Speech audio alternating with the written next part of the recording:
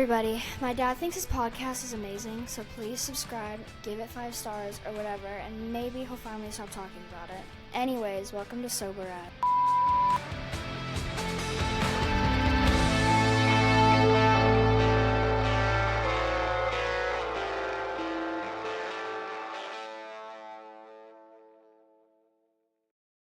Hey everybody, welcome back to the show. I'm Ryan. This is Jessica. We are Sober as Fuck. Just want to remind everybody, please like, subscribe, and share our podcast on multiple platforms. We're on Spotify, Apple Podcast, and YouTube. Please like, subscribe, share. Also comment on the podcast as well. Yes. And if you notice our shirts today, Baylis Strong, if you know, you know. If you don't know, you will know. You're about to find out. So in lieu of the usual trigger warning, this one will say that today we are talking all about Peter. Peter was diagnosed with glioblastoma, which is an aggressive form of brain cancer. And here in a minute, we're going to bring him on to tell his story. And if you know Peter, I said, we know how hard it is for you to talk, Peter, and how much you really hate hearing himself speak. So, and that's a joke because Peter will talk to anybody anytime. Yeah, that's he always one has a great smile thing on about his Peter. face. He's always a smile on his face.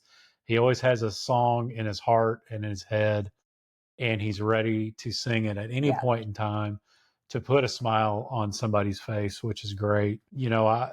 I met Peter a while back. He was one of the first guests on the show. I used to think I was this, badass guy that got sober and does all this fitness shit. And then you meet a guy like Peter and what he's going through, and you listen to his stories and his inspiration and his will and determination. And to me, that's the definition of a badass. Mm-hmm. Everything that he's gone through, what he's going through, things he's setting up now in his life. I mean, he's all doing it sober. He could have said, fuck it. And he said, no, man, I'm hitting this shit head on. And I love him for it. And he's a great guy. And I know you've got some more information that you want just to a couple talk things, about but, we're going to talk about Peter a little bit because when we bring him on, we want to give him the mic and let him talk and not take up time. My first impression of Peter was me walking into your office to grab something. This is before I joined Reframe. I should say that. And I would just hear this guy singing. Just singing. Right. And like when you first hear somebody, I can't recognize the song immediately or anything. And the first time I didn't think about it. And then you were listening to a meeting in the bathroom or something. You just got out of the shower. And I used to try to stay away from that because, it's private and all of that.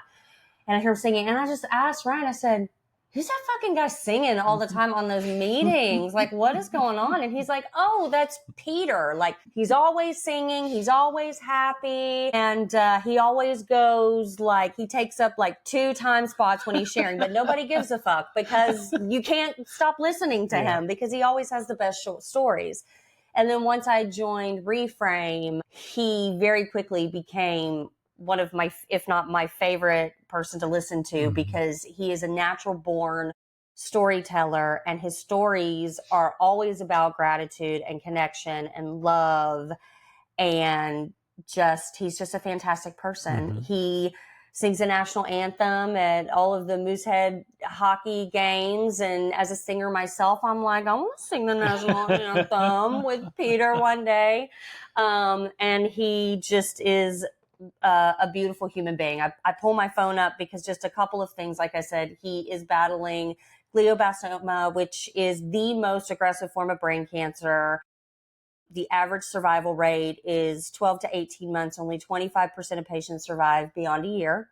It affects roughly 12,000 people in the U.S. He is in Canada, so he can hear us backstage. Peter, you're going to have to give the statistics for Canada. I'm so sorry I pulled this up quickly. There's no known cure. There are treatments. Anyone at any age, even at your healthiest, can be affected by this. And every day with glioblastoma is a fight. I'm bringing out the tissues.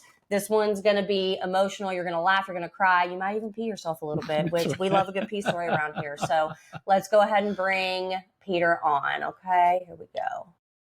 Hey, the man, the myth, and the legend. The man, the myth, the legend. Well, that was quite the setup. Now I feel like the pressure's on, baby. What do I got? No pressure, No but don't fuck pressure. it up, Peter. That's right. You get one shot. What do I got? I was good because you're talking about singing. I was like, sing a song, sing out loud, sing out strong. Don't worry if it's not good enough for anyone else to sing. Just come on, just sing. I have one for you. My mom's favorite. Ready? Forget your troubles. Come on, get happy. Yeah, take all your cares away. Say hallelujah. Come on, get happy. Right on. Get ready for the judgment day. Judgment day, indeed. Oh my God! Thanks for having me again. This is awesome. Thanks for being wonderful. Here.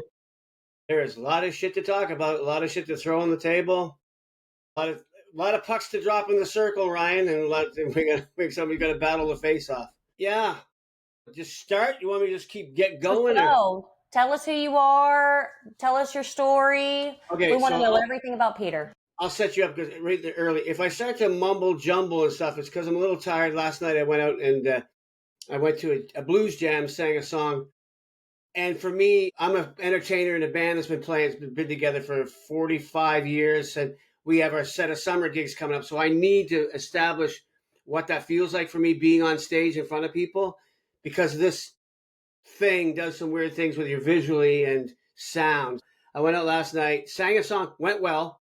A little bit of confusion on the stage because I was looking at a pattern on a carpet. It's like, as we talked about, it was like doing acid without the Sid part of it, but it was okay.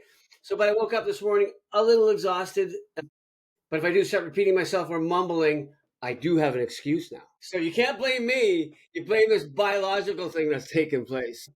Okay, I'll just take you right back to the beginning again. So it's an interesting thing about health. Now with this diagnosis and knowing what's going on, with that, hindsight kicks in, right? You start looking back to certain parts of your life that I probably should have paid more attention to, but they weren't so bad that you have to go, I better get to the doctor.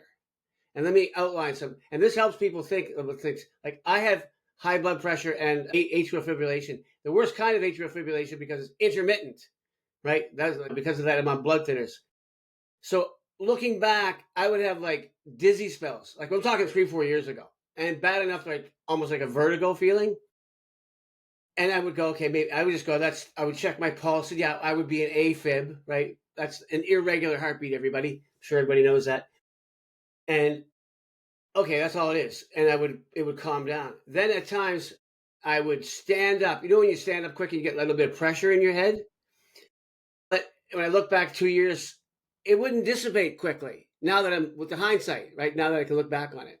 And we all know, for the sake of just medical information, cancer just doesn't show up. It's in there, and then it has to do its thing for a while. Then you start to see the symptoms. Something was wrong, but I didn't address it comprehensively. This particular day forced me into it because I work in a warehouse now at UPS in a fixed clerical section, fixed packages, relabeled them, all that kind of stuff. So I was walking around this big deck that I have, like a big cart, and you just walk to repair the package, side end with tape. And I got the merry-go-round effect. You know how you can do that? You get dizzy, you just stop, it goes away. Well, I stopped and it wouldn't go away. So I'm like, this is a day that'll go down infamy for me, May 21st. And it's like, what's going on here? This won't stop. And then something came in called kaleidoscope vision. This is important for people to hear because I've heard this by telling people this. This happens to people for whatever reason, multitude of reasons. Could be tired, exhausted. You could be staring at something for too long. Like, you ever notice when you look at your phone and you're doing some doom scrolling and you open your eyes and you can see echo effects and shadow effects? That's one thing. But when I saw this kaleidoscope vision, it was it's hard to talk about because it makes me really angst-ridden, but I saw kaleidoscope vision. It was like kite tails, the tails of colorful little kite tails, hanging in this side of my eye. And every time I moved to see if it would get out of the way, it wouldn't get out of the way. So it was a hallucination. One of the telltale effects, symptoms of a glioblastoma are hallucinations. Like it'll mess with your peripheral vision. Like you might lose it. Or I have this thing on my left side all the time. Not all the time, thank God it's dissipating now. Where if a dog or somebody walks by me on this side, it's like I'll look away and it's like they walk by me again. It's like they walk by me again. It's like it'll get caught in this loop echo effect, which is a symptom. That wasn't happening, and I didn't recognize it until the day that this kite tail showed up. So that was concerning because it was like, you rub your eyes to think it's going to go away. It's not going away. So, okay, this is wrong. Then a slight headache behind my sinus, which turns out was an ice pick migraine. Glioblastomas cause ice pick migraines. So if you ever had that experience where you go, suddenly you get that shock headache and you go, oh, I don't think, this isn't medical advice, but if it happens to you frequently, don't mess with it. I would highly recommend, because it could be ear, nose, and throat, right? Could be anything. But if it happens more than, say, 3 times in a month, you might want to go talk to somebody. I just learned that the hard way because I was getting spike migraines for a while. Again, with the benefit of hindsight now with this diagnosis. So I go in, I call my wife because there's no way I can drive. And she comes, and the medical profession here in Canada, you guys, I know there's always the debate between countries and healthcare systems. Ours, I swear on my life, is second to none. They are unbelievable people. Just, I could go on about that. But anyway, I go over to this hospital in triage, CT scan. That's 25 minutes. Emergency to CT scan, 25 minutes. That's incredible, right? So, young doctor, Dr. Peter Kennedy, never forget that name. Poor young guy's got to come and tell this old bastard about something's going on in his head, right? Well, I didn't want to have to tell you this, but on the CT scan, we see a mass on your brain. Now, you folks, just taking a pause. When you hear that, when those words enter your ears as a what you think is a vital, viable, energetic human being that you don't think anything's wrong with you, when you hear that, your life in instant changes. Your perspective changes. Everything changes. And now I'll get more into it, but you are intellectually and emotionally put to a test, and I'll get to that in a second. So I use the phrase, and then it looks like this. We're going to send it down to neurology at the hospital downtown Halifax, but we think it's a glioblastoma. As you said, just the most aggressive type of brain cancer. It starts at stage 4. That's where it starts. That's just the reality of the biology of it all. So then you're going, holy shit, man, what now? Now what? Now what? And I'm going to go to reframe here for a second. Without everything that reframe has taught us in the neuroscientific aspect where we've done their tasks every day, without that, without reflection you get on that, without the community and the support and the conversations, I don't know how I would have been able to accept this.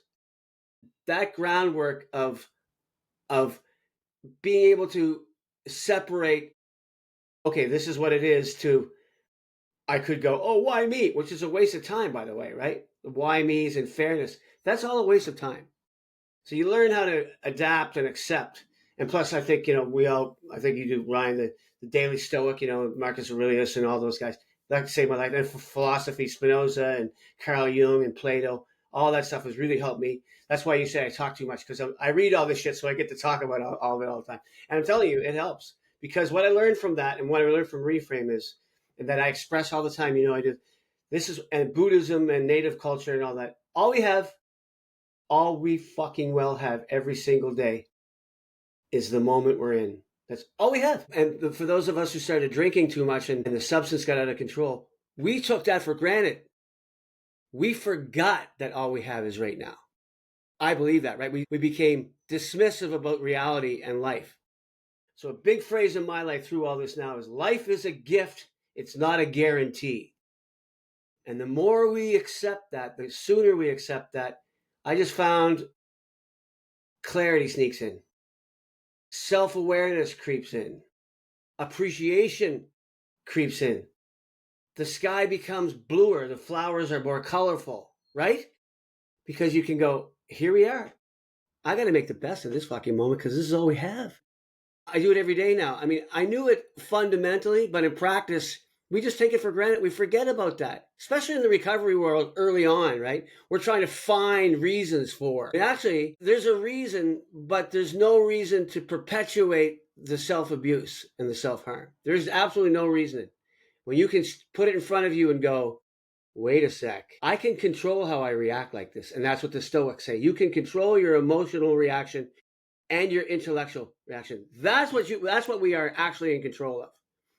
We're not in control of this thing getting into my brain, but I'm fighting it with treatment and all that. And that's a control aspect. But if you know what I mean, philosophically, we can control things just by our emotional, intellectual reaction. And those can pay dividends when acceptance, like I said, I accept this, I'm at peace with it. And the shorter period it got me to being at peace with it, the more relaxed I am with it. And the chemical aspect of that is the more relaxed I am with it, I'm not producing bad like cortisols and chemicals in my brain that cancer will just thrive on. So instead I go, okay, I'm at peace with this. This is what it is. I'm going to fight through it. The Buffalo principle, got to get through the storm. I'm grabbing like I said to you guys, I'm on my horse with my lance, and every time little things try to bite the ankles of the horse, I'm stabbing it. I got to see my brain after the MRI. It's fairly invasive. There's little flare-ups, they call them. They look like little candle lights. So I have remember candle snuffers? Those little things? Yeah. So I have one of those in my head, and I'll meditate. Meditate, big thing, everybody. Meditation and breathing exercises. And I imagine snuffing out the little flare-ups with the candle, the candle snuffer. And I have a Pac-Man in my head. Waka, waka, waka, waka, waka, waka, waka. Walks around in my brain and eats it. And on the guest side, I'm like, okay, this is my dinner party, motherfucker. You weren't invited, so you can get out. You came to the wrong house, bitch. Get out. So and I have my biggest mantra is when I meditate, I'll go, I'm beating you into submission to remission to complete and utter omission. Submission, remission, omission. Submission, omission. Like those are things I chant to myself on a daily basis. I've had the advent now because of internet and books and connections. I found a book called Radical Remission. It was written by a doctor. She was a professor of oncology at University of San Francisco. Check this out. This is the medical field and nutrition, life, mind, body, spirit stuff. She interviewed over 1,000 people who were all diagnosed with terminal cancer over time. 1,000 people. This statistic's going to blow your mind, so follow me. She found 9 pillars that every one of them shared in common. Positive mindset, keeping yourself in shape, nutrition, supplements, all that. Radical change and conviction, commitment to a new, healthy lifestyle, mind, body, spirit, which includes breathing and meditation like I talked about, and just staying on top of it.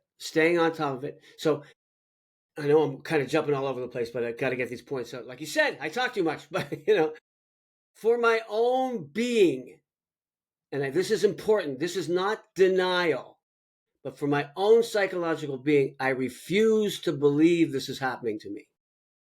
That is not denial.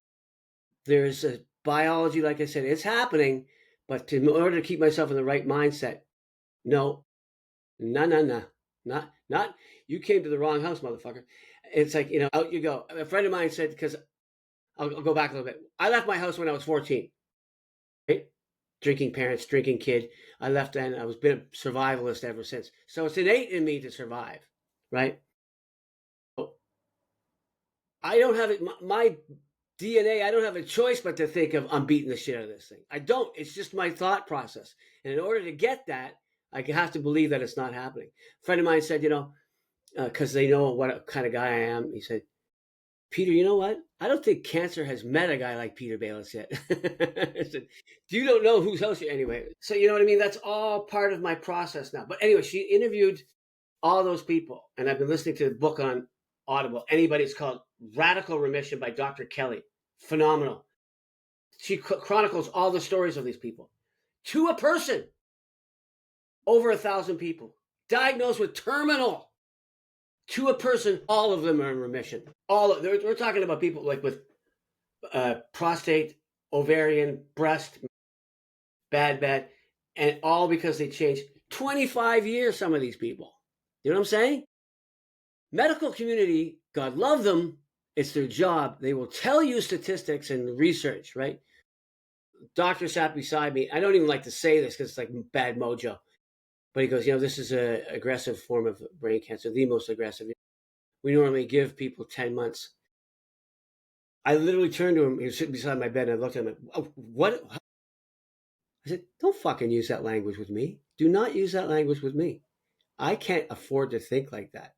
I respect your profession. I respect the statistics and the research. I respect all that. I can't let those thoughts creep in my brain. You can't. You cannot do that, right?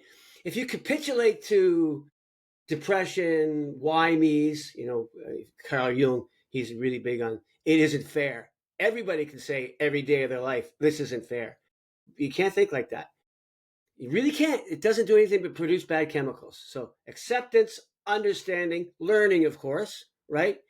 And then finding peace with that. Self-awareness, clarity, that all comes from the sobriety community, the reframe community. And it makes such a marriage of all this stuff, you guys. I'm every day something goes, holy shit, man. I was learning about this by just trying to get sober. And now it's applying to my illness. It's like, wow, what a trip. What a head trip. No pun intended, or pun intended. I'm grateful, extremely grateful, which is another thing, man, to finding grace and gratefulness in all this. You don't hear people talk like that, right? I am grateful every day. Through adversity comes change. Through change comes growth. Through growth becomes a better person, right? And that's all from the sobriety community. That's all. And now this applies, Anyway, so the 9 pillars they found was the positive mind, spirit, radical nutrition change, which I was eating well anyway, but you can't eat processed foods. You can't eat dairy. You got to be really careful with dairy. Sugar, fucking sugar. I love my ice cream, but I can't sacrifice all, I am diagnosed with this thing, so I'm not giving up ice cream completely, you know what I mean? But out of all this too has come just a lot more self-awareness, a lot more clarity, a lot more gratitude. And I know that sounds fucking weird, right? Because people, this guy's brain cancer and he's thankful? No, I'm not thankful for that. I'm thankful for the fact that I can accept it a lot easier because philosophy, stoicism, recovery network, support makes me understand it, makes me grateful for it, As I said, you guys, thank you so much for the shirts, everything. It's just mind-boggling. But when I hear all the support, imagine, I know I've said this before, I'm a building and I'm surrounded by scaffolding. Every piece of that scaffolding are you guys, are everybody that supports and reaches out. That is my existence. And I stand on the shoulders of all the love and support. If that's again, metaphoric, that's the surfboard, man. I'm on top of that surfboard of support and I'm riding it. And it fucking helps. It helps so much. It helps relieve any kind of stress that might come in, right? Because I'm human.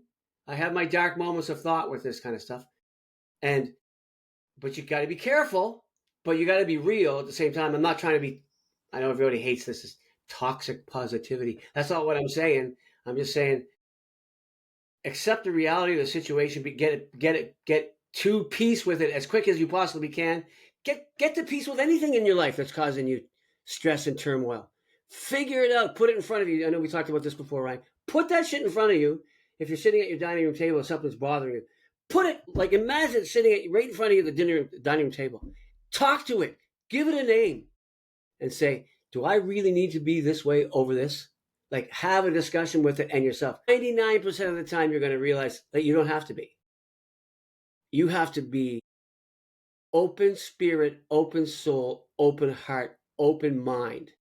That's it, man. That to me is a formula for finding peace and tranquility in your life. That's just my opinion. The shortest distance between you and peace is self-realization and acceptance. And like I said, the support from everybody makes it all that much easier.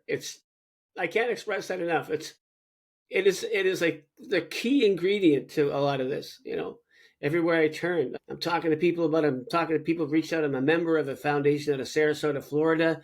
It's called teamtony.org. Look it up.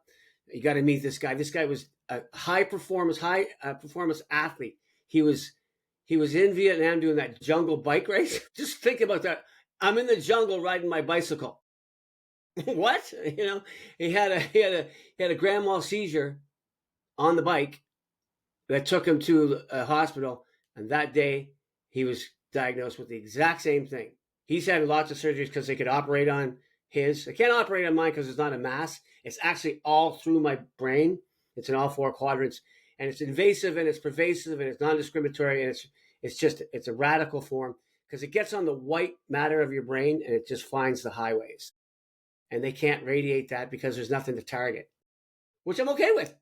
You know what I mean? But this guy has that 3 surgeries or 5 surgeries. He's craniotomy, so when you see him, he's missing part of his head. Smart as a whip. When you join his organization, you become known as fighters.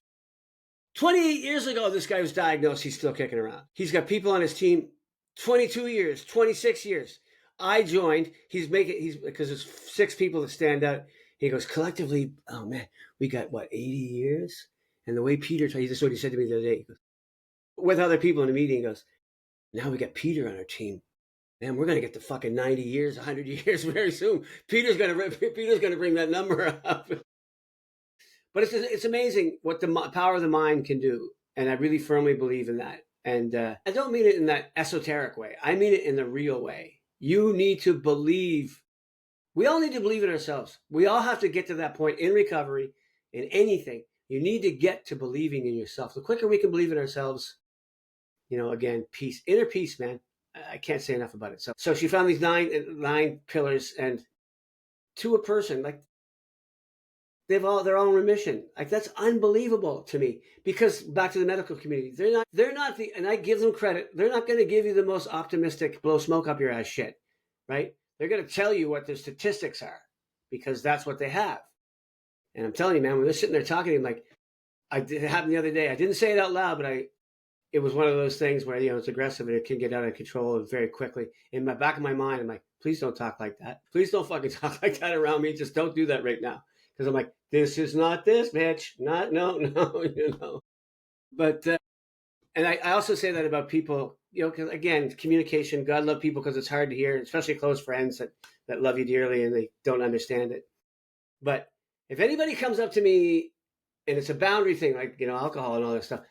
If they come up to me and they give me the head tilt, like, right? One of those things. So like, I'm glad that they're saying something, but if Peter, I'm like, no. That's not this for me.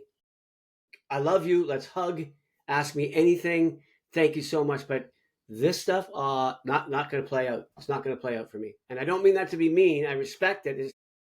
Because if you like I said earlier, if you get down, depressed, it isn't fair. If any of those start to creep in, you're doing yourself a disservice, right? That's what back to Marcus Aurelius and Seneca and all those guys say. Don't do that. Just maintain what you can control. And that, for me, in this is the most positive mindset I could possibly get. That's where it's at for me. Fight. I got songs to sing. I got songs to write. I got love to give. And I've got love to receive. And I'm not going anywhere for a long time. That's fantastic, Peter. I just need to take all that in for a moment. I know you saw me tearing up, and the thing is they're not all like sad tears, That's what a lot of people, and speaking from this side of things, someone who's lost someone, and you said something before we started recording, your story is about sobriety and brain cancer. It's so much more than that, but the little details. But really, anyone who has been affected by loss or trauma, you're so right in it really is how you look at it. And of course, I love that you say you're human. Like, we all have those thoughts. I don't have cancer, and I have thoughts where it's like, are you worthy of love? Is this really fair? Why did this happen? Whether you're going through something, financial, family, whatever. And you're right. And in my therapy, it's our body's way of really trying to protect us, like preparing you. Like if you take it even back to caveman days, like once upon a time, there really was danger right around the corner. And so like from an evolutionary perspective, our brains are like, you need to prepare for the worst because you might get eaten by an animal. That's right. Okay. Yeah. Fight, flight, right. fawn, all that stuff. Yeah. Exactly. So, and this is a horrible comparison, but people with animals will understand. Like we have a dog who barks at everything. And I speak to my brain the way I speak to my dog. Thank you so much for alerting me that there is something that could potentially be dangerous, but I recognize that everything's okay. Like, thank you. And that's how it is, right? Like, thank you for those thoughts. I recognize that we're trying to protect. But I don't need it. And it's that same thing. Like you're talking about meditation, cars down the road. I heard this when I first did, whatever that free meditation app is. I can't remember, but everybody starts with it. And it's like your thoughts are cars driving down the road. And I envision my thoughts that way, where some of them I sort of notice a little more. You know, like I see all the cars, but some of them I notice, oh, that one's blue, or that's a really big car, or that one makes a lot of noise. But they come into vision. You take what your brain latches onto, and then they're gone. And I will say, and I'll try to say this without crying, because looking at your face makes me cry because I love you so fucking much. But I love you too, Jess. Crushing me here. You're crushing me here. I'm sorry. You know, again, we talked about this, like, death is the thing that we all have in common. Fuck yeah. It is the only guarantee in life. And yes, it is sad, and it's all the sad, blah, let's cry over each other things. But it is what connects us all too. It is what makes us exist in this moment. It's all but for a fleeting moment of time. I think that's Shakespeare. But yeah, the only guarantee is, I mean, whether the fucking thing, death and taxes, whatever. But you know, one thing we all have, we're here for, if you believe in the higher power stuff or the universe stuff, we're here for a predetermined amount of time, right? That's it, right? And I have a whole dissertation on the afterlife conversation, but I will just sum it up. Your afterlife is what you've left behind, how people remember you. Yes, we're energy, we're electricity. When you leave, that's gone, but your spirit is still here. That, and people remember you, that to me is afterlife. I've had several surgeries, and I don't know if you guys have had it. I don't mean to get into this kind of esoteric, ethereal stuff, but you know, what do you call them when they give you the anesthesiologists, when they give you that stuff, you know what their training is, right? Their entire training. They bring you as close to death as you can possibly get so they can work you. So you know, if you've had a surgery, when you, like I remember my knee replacement, I looked, it was 10 to 6. And I felt like I blinked my eyes, it was 10 to 7. An hour had passed, and what? No recollection of that whatsoever. None. So I know people talk about the afterlife and my good blah, blah, blah, blah, and all this journey stuff. No, you know, I'm sorry to say, everybody, but lights are out, lights are out. That's it. You might be having a thing, but there's no way for you to communicate that in a cognitive sense to anybody. Do you know what I'm saying? Mm-hmm. But your energy, your legacy, that's the afterlife of what you are here. That's why it's important to say the name of somebody that you know, a loved one that has passed away. Just say their name. Say as many of their names as possible.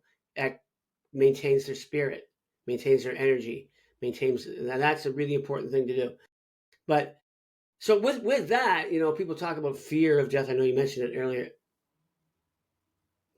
I've never, ever feared death. Maybe when I was 12 or something, but I've put myself in so many. I'm an adrenaline junkie. I'm a motorcycle rider. I can drive motorcycles very, very, very fast and keep them under control. I'm a skier, off-trail skier. I've fallen off cliffs. I fell down a mountain. I've been in multiple car accidents that literally should have taken my life.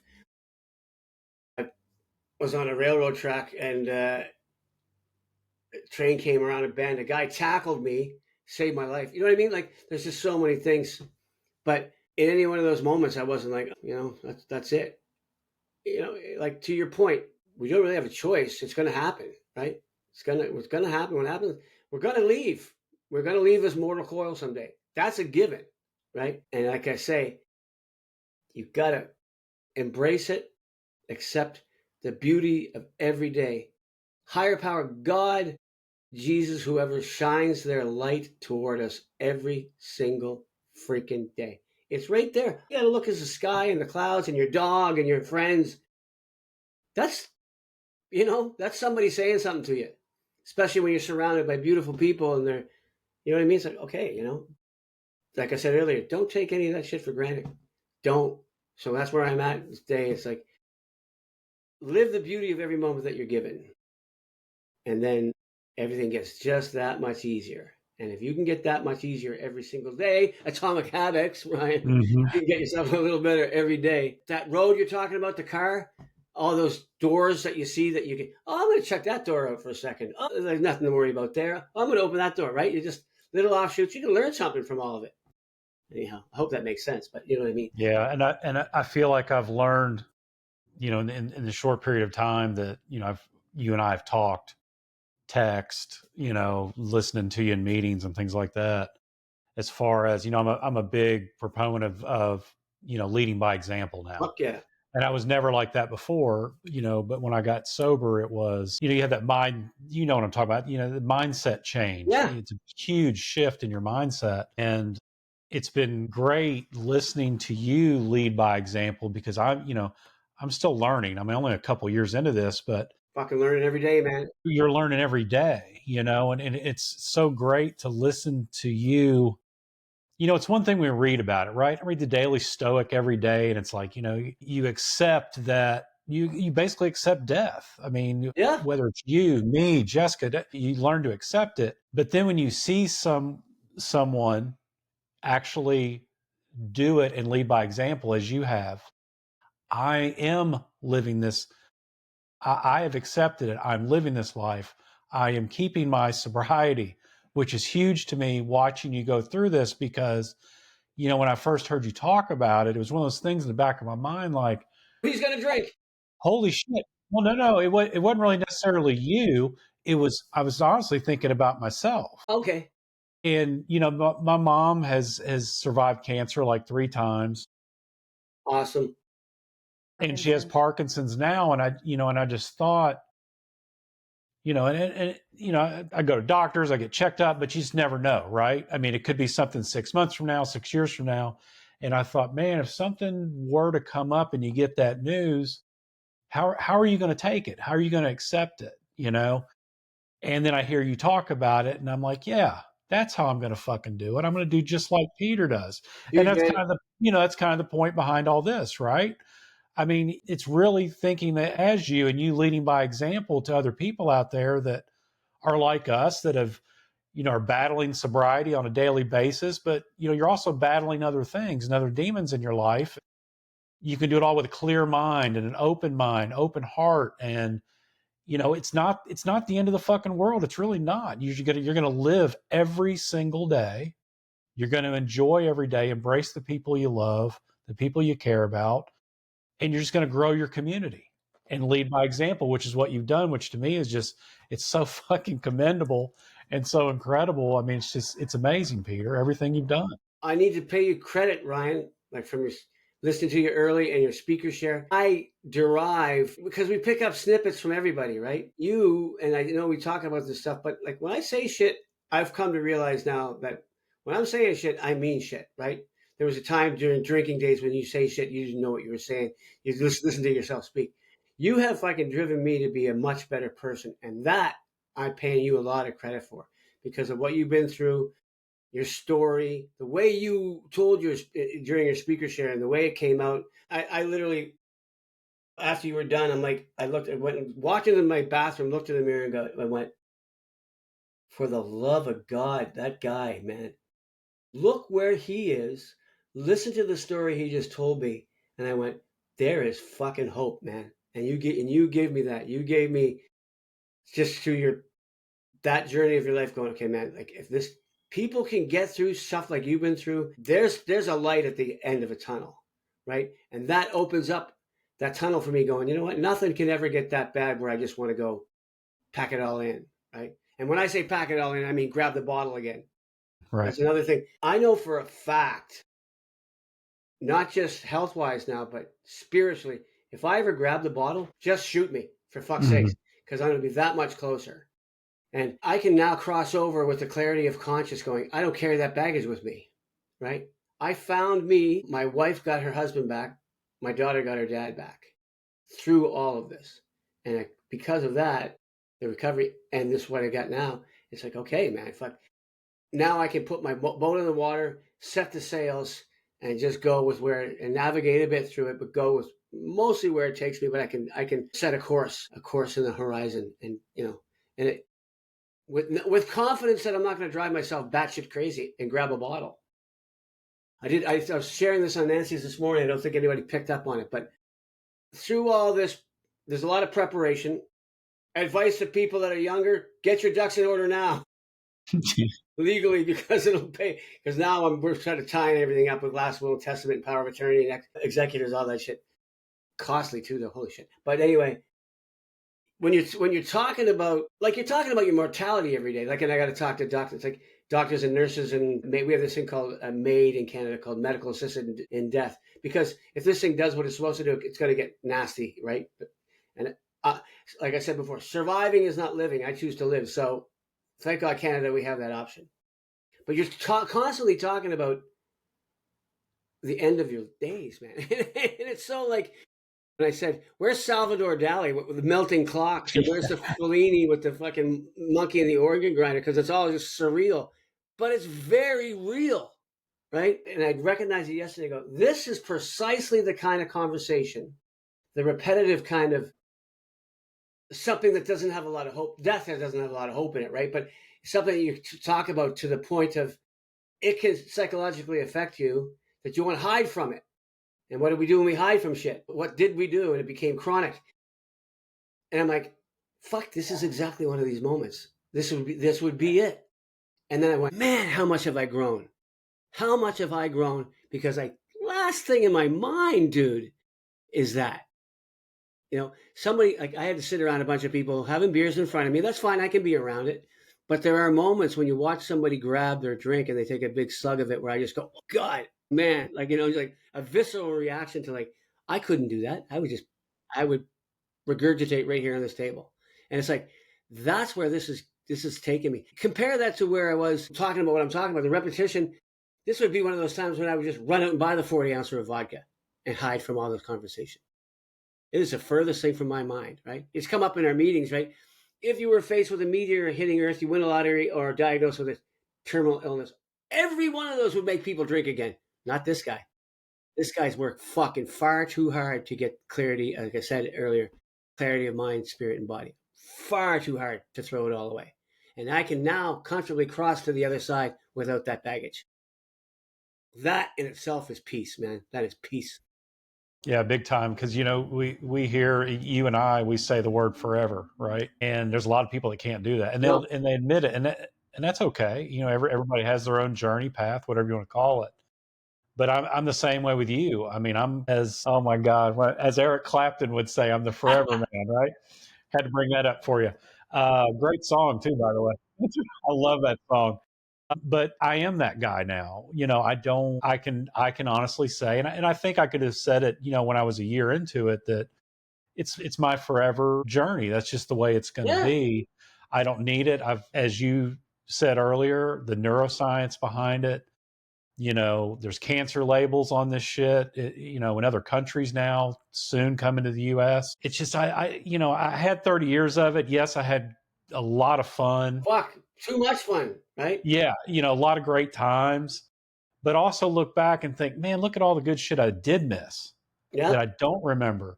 Look at all the damage that it did to my brain, my body, that I could have avoided too. Now, it's all in the past and I've moved on from it. And, I don't like to dwell on it. Can't.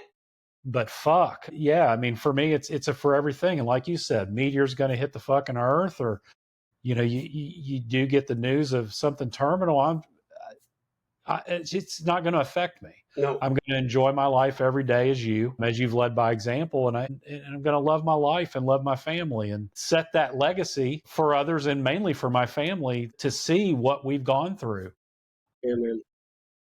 How we lived our lives. To me, Peter, that's just fucking awesome, man. I love it. Well, in the crazy days of partying, like, my adage was, first of all, one of my nicknames, what a guitar player in my band gave me, because I'm always looking for the party, Peter Fun Now Baylis, because I always had to find the fun. But my adage was like, if you're not living on the edge, you're taking up too much space. And it's like, wait a sec. That was just not the way I should have lived through those years, right? But, oh God, there was something else I wanted to say in there, but I forget. But yeah, no, your story was, everybody, you're paying me credit, man. You're a huge presence on that platform, and you've made a difference in many people's lives, man. Mine, and I'm extremely grateful for what I've learned from you. So I just want to make sure I say that. Not blowing smoke, not making you. It's the truth. It's coming from the heart and authenticity, my authentic self. There are people that are guiding lights. It's such an amazing platform. I can't wait to meet you guys in person. We've got to make that happen. These relationships that we've forged, and we haven't even seen each other in 3 dimensions yet. It's fucking incredible, to be able to speak like this with such so open and such candor and vulnerability. You don't do this with everybody every single day of your life. You know what I'm saying? This community and even meeting people, wow. And this is what I want to say earlier. That is a problem. This isn't political. This is life in general. I believe in the string of life. The string has broken somewhere. Empathy, compassion, and understanding and love, it's been snipped at. That's why there's so much division and so much turmoil and so many adversities in the world today, because I believe an element of love has slightly been gnawed away at, like a mouse gnawing at a freaking rope or something. It's getting thinner and thinner, that respect level of love, and it's going to snap someday. I hope it doesn't snap in our lifetime, because it could get really severely ugly. But we need to put people like you back in here and people like Jess back in here. We need to reestablish this chain, because words of John Lennon, love, and Shakespeare and John Lennon and all kinds of other. Love is the healing ingredient to everything. When we can just find it within our just comfort levels, just to always express a bit of love. Be loving with yourself, with everybody else. We need to put love back in the world, man. We really need to put love back in the world. To a point that needs to be measurable, I believe. That's my next goal. I want to see people talking, saying that, you know what, man, thank you. I love you for that. I love you. You know what? You knocked me down a little bit when you said that to me, but you know what? It made me realize something. I love you for that. Do you know what I'm saying? Like anything. Love heals the wounds. We're fucking drifting away from that, and it's really, really disheartening to me, right? Because you see, like, I'm a news junkie too, and I got to teach myself now, because it creates that adrenaline that it's not good, the cortisol. I just come in now. If it's on, I just shut it off. I can't. And if I go to my feed, because, you probably see my political posts, and if the stuff comes up, I'm like, no, off, log out, just get away from it, because it's, it's pervasive, it's insidious, right? The hatred is insidious, and the division starts, and let's put a little love in your heart. All right. So, well, Peter, is there anything that you want to say to any of your people, not just people listening, but people in your direct circle, your family, your friends, anything you want to talk about with your life, even outside of your brain cancer? I mean, Peter Baylis is not. So, I mean, you are not limited to being sober Peter Baylis with terminal brain cancer. Like that is not, none of those words exemplify who you are. One of the most important things that happened to me the other day on Reframe was the poem I wrote, right? Did you hear that poem? Did you hear that day? Well, I should send it to you. It's called I'm Surrounded by Angels. And I am surrounded by angels. The title came really quickly. When I was on that meeting, 15 people sent me their email address in the chat. I've sent my poem off to a bunch of reframers, because I am surrounded by angels, and it's sort of a dedication to reframe, but it's to everybody that's very supportive and understanding. So I'm writing a bit more. I'll add that. I'm a songwriter, and I've had a bunch of songs that I'm like one of those, I get ideas, but I don't follow through, like a bad procrastinator of the songwriting. Songwriting is hard because you have to find the relationship of melody and lyric, and you got to be satisfied with it before you present it to people, because, you know, it's that old cliche. When you present somebody that you've created, you're taking your clothes off in front of them, because it's like, uh-oh, now what have I done, right? How's this going to make them feel? So I now have studio time booked. I'm going to have 3 songs probably by the end of August completed, radio ready, a producer and everything. It's going to be all produced up properly. So I got to get on these platforms that you guys are on to release these songs somehow. And that's been a long time coming. It's part of, like, I've always written songs, but it's part of legacy. I got to leave something behind. I got to leave something to show that I actually did this in my life, right? I mean, there's a lot of stuff out there, but so that's happening. That's a positive thing with, and it's a beautiful Wolfville, Nova Scotia. Anybody look it up? Just look up Wolfville, Nova Scotia. You wouldn't believe how beautiful this part of the country is. And a friend of mine converted an old barn, into a studio. So acoustically, it's unbelievable. The talent that I have and the producer that I have. This is going to be like, this is not fucking around. This is like professional quality production. And I played the song for a couple of the guys, and one of the guys sends back a response to me. He goes, "When do I stop crying?" Can I stop crying now? Because it's about, the lyrics are it's like giving the substance a character, right? But it's actually more, it reads and sounds like a love song. And it's called it's basically called She Comes In Like an Angel. And it's about how this thing will come in and take over, but you have the power to turn it around. And then in the end, you become your own angel, right? And you cover yourself with your own. Anyhow, you'll hear it. It'll be done hopefully by the end of probably by September. Trying to get my musicians together is like trying to herd cats as well. So there's always that, you know. But it's going to be like, I finally get to get something down and put it out there. Anyway, so these people, I emailed them my poem. Then I get emails back. And this is the community, man. Like, I'm not boasting here. It's just like, it's unbelievable support. Peter, I printed out your poem. I framed it. It's on my bedside table, and I read it every morning. What? You know, I'll send it to you. I'll email it to you guys. We just need to have you back on the podcast, and you need to read it on the podcast right. So that we have it recorded. Look, read it right. You got 2 seconds? Read it right now. Yes. Fuck, now kind of try to get out of this without crying. Thank you. And by the way, while Peter's looking that up, our shirts are available on the website for Peter. 100% of the proceeds go to Peter and his charity. And what was the charity again that we're sending to Peter? Cancer Research Foundation. Cancer Research in Canada. Yep, we take zero profit on them. Yep. Yeah, they're awesome. 100% going towards cancer research. Hour-noon.com. That is correct. So, like I said, the title came easy because of the support that you get, right? And like I say, it holds me up every day, fills my cup. So it's called I'm Surrounded by Angels. And it says, but this is to everybody that supports me, but because it was mostly reframed. It's a tribute to all my refam. I'm surrounded by angels, winged, ready to take flight. At a moment's notice, flying high in the night. With hearts made of stardust and given to feel each step that we take on this path so very, very real. This path we have chosen is paved with self-truths once buried but not forgotten. We walk with compassion, with empathy and grace, lighting up shadows we each have to face. The words are like lanterns, their silence so strong. In chaos they offer a powerful calm. We've battled our demons, we've broken through stone, yet never ever let our souls feel alone. With laughter like healing, with love that stands tall, their presence itself is a shelter for all. Reframe, a name, but yet so much more. It's a circle of strength, an unshakable core. In their arms I am held, understood, and made whole. They nourish my spirit, they water my soul.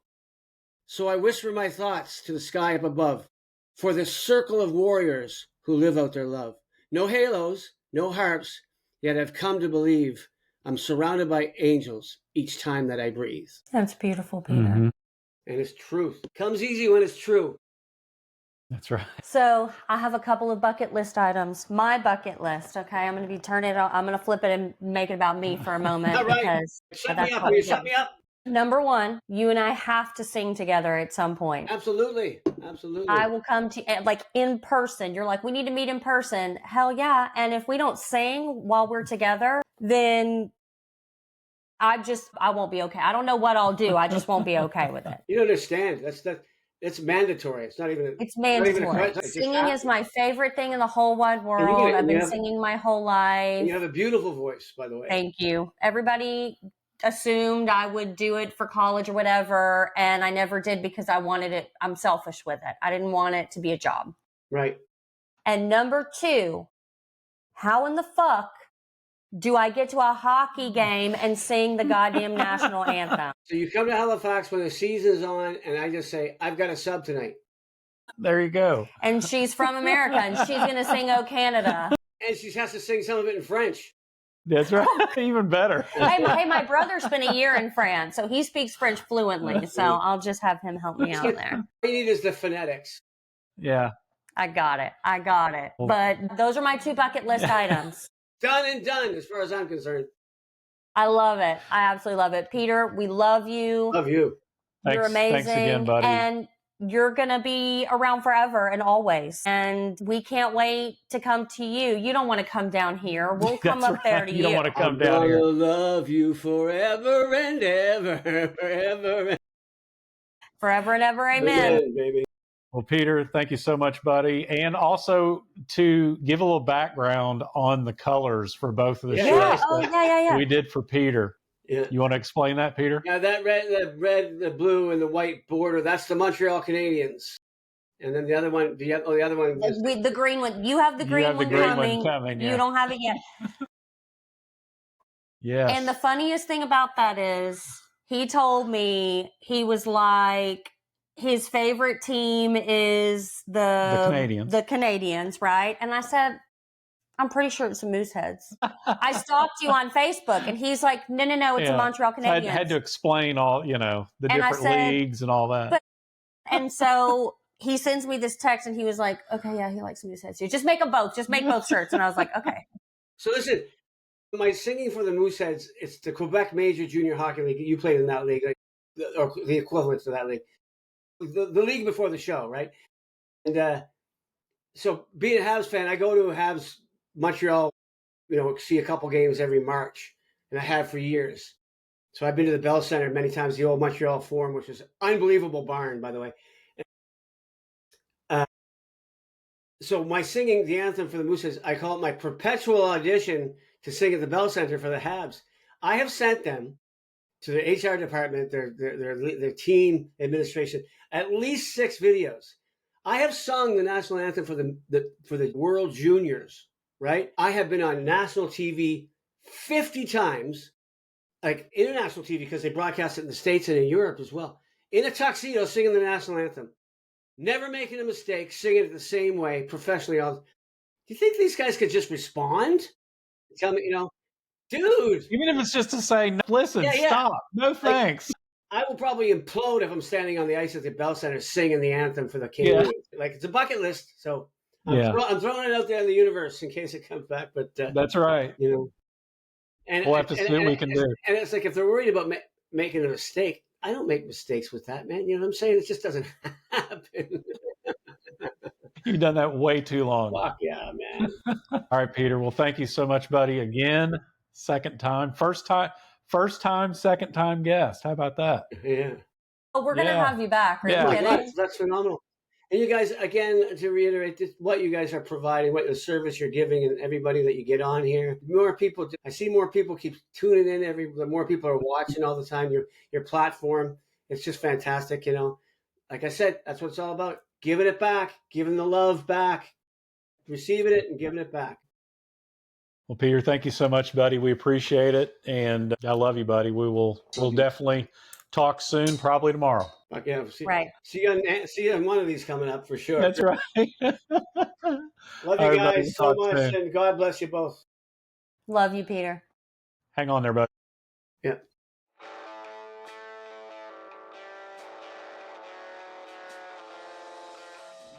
If you love the podcast, which I know you do, please like, subscribe, and hit that notification bell to Boom. get notified every time we post. That's right. Dropping them, baby. Word.